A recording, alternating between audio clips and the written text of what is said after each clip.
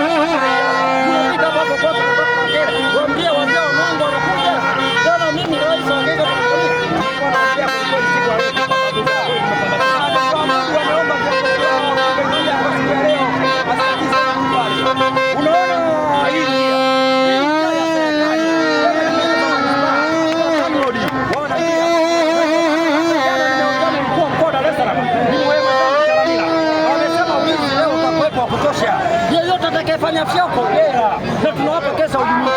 Hii njia sio ile njia sio watoto mode. Ile njia ni ya serikali, njia ya wananchi. Wananchi ni nani? Wao wanajiita Simba. Sasa Simba na lafsi kumi. Wengine wanataka mikumi huko watoke sisi wananchi wa Dar es Salaam Tanzania.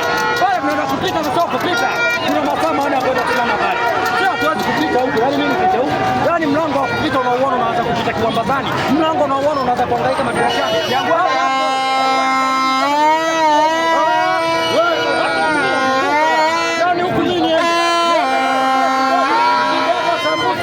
Sambusa nienda kule mafuso.